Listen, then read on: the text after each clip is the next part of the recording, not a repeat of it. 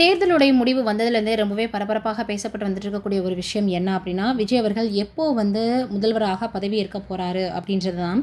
விஜய் அவர்களுக்கு ஒரு சதி நடக்குது அப்படின்னும், காரணம் அதற்கு இந்த ஒரு சூப்பர் ஸ்டார் தான் அப்படின்னும் சொல்லி வராங்க. யார் அது? அப்படி பதிவு யார் போட்டிருக்கா? அந்த பிரபலம் யாருன்றத வீடியோக்குள்ள போய் பார்த்து தெரிஞ்சுக்கலாம் வாங்க. நடிகரும் தமிழக வெற்றி கழகத்தினுடைய தலைவருமான விஜய் நடந்து முடிந்த தமிழ்நாடு சட்டமன்ற தேர்தலில் போட்டியிட்டு வெற்றி பெற்றதை தொடர்ந்து பதவியேற்க ஆளுநரிடம் முறையிட்டும் ஆளுநர் முதலமைச்சராக விஜய்க்கு பதவியேற்பு செய்து வைக்காமல் இருக்கார். இதற்காக விஜய் ஆளுநரை சந்தித்து பேசியும் ஆளுநர் அனுமதி கொடுக்க மறுத்து பெரும்பான்மையை பெற்றால்தான் அனுமதி வழங்க முடியும்னு சொல்லி வரார். இது ஒரு பக்கம் இருக்க, மிகப்பெரிய அளவில் ஒரு பத்திரிகையாளர் என்ன சொல்லியிருக்காரு அப்படின்னா, பிரபலமானவர் ரஜினிகாந்த் மு.க.ஸ்டாலினை சந்தித்து பேசிய புகைப்படத்தை பகிர்ந்து ஒரு சில கருத்துன்னு சொல்லியிருக்காரு.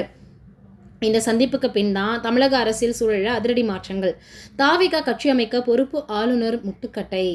மைனாரிட்டி அதிகம் அதிமுக கட்சி அமைக்க திமுக ஆதரவு அப்படின்ற செய்திகள். ஆண்டவன் சொல்கிறான், அருணாச்சலம் செய்கிறான். ஆண்டவன் என்பதை ஆள்பவன், ஒன்றியத்தை ஆள்பவன் என்று பொருள் கொள்க அப்படின்னு இப்போ பிரபலம் ஒருத்தர் பதிவு போட்டிருக்காரு. ஏற்கனவே ரஜினி விஜய் ரசிகர்களுக்கிடையே பெரும் மோதல் இருக்கக்கூடிய நிலையில் அதை கொம்பு சிவி விடுவது போல இப்போ இந்த பிரபலம் போட்டிருக்கக்கூடிய பதிவும் மிகப்பெரிய அளவில் பார்த்தீங்கன்னா சமூக வலைதளங்களில் வைரலாக பரவி வந்துட்டுருக்கு. என்னடா இது, ஒருத்தர் நல்ல மனிதர் இவ்வளவு வாக்குகள் வாங்கியும் இவ்வளவு பார்த்தீங்கன்னா வெற்றிகளை அடைஞ்சும் கூட இப்படி பதவியேற்பு விழாவை பண்ணி வைக்கிறாங்களே, சட்டப்படி தான் பண்ணணும் அப்படின்னு பல விஷயங்கள் சொல்லி வராங்களே அப்படின்னு எல்லோருமே ரொம்பவே அதிருப்தியாக தான் இருக்காங்க. எப்போ இந்த நிலைமை மாறும் அப்படின்னு இப்போ எல்லோருமே சொல்லி வந்துட்டு இருக்காங்க. இதுதான் இப்போ சமூக வலைதளங்களில் ரொம்பவே வைரலாக பரவி வந்துட்டுருக்கு. உண்மையிலேயே எத்தனையோ பேர் எவ்வளவு சொன்னாலும் மக்களுக்கு பிடிச்சவங்க தான் ஆட்சியை பிடிக்க முடியும் அப்படின்னு சொல்லி வராங்க. ஒருவேளை மறுபடியும் தேர்தல் வச்சாங்க அப்படின்னா இப்போ வெற்றியடைஞ்ச மற்ற கட்சிகளில் இருக்கக்கூடியவர்கள் கூட இப்போ வாங்கினது கூட வாங்க முடியாதுன்னு பலரும் பேசி வராங்க. நிச்சயமாக விஜய் அவர்களுக்கு தான் அடுத்து ஒட்டுமொத்த தொகுதியிலும் இருக்கக்கூடிய வாக்குகள் வரும் அப்படின்னு பலரும் பலவிதமாக பேசி வந்துட்டு இருக்காங்க. இந்த விஷயம் இப்போ சமூக வலைதளங்களில் மிகப்பெரிய அளவில் பேசக்கூடிய ஒரு விஷயமாக மாறி இருக்குது.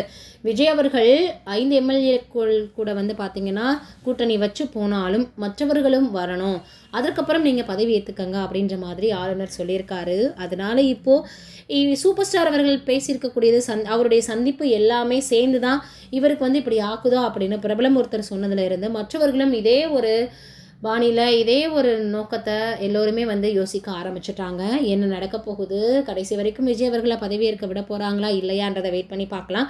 ஆனால் ஒரு அளவுக்கு மேலே இது ரொம்ப போச்சுன்னா மிகப்பெரிய அளவில் மக்களால் புரட்சி ஏற்படும் அப்படின்றதுல எந்த விதமான சந்தேகமும் இல்லை அப்படின்னு இப்போ பார்த்தீங்கன்னா மற்ற அரசியல் பிரமுகர்கள் சொல்லி வந்துட்டுருக்காங்க.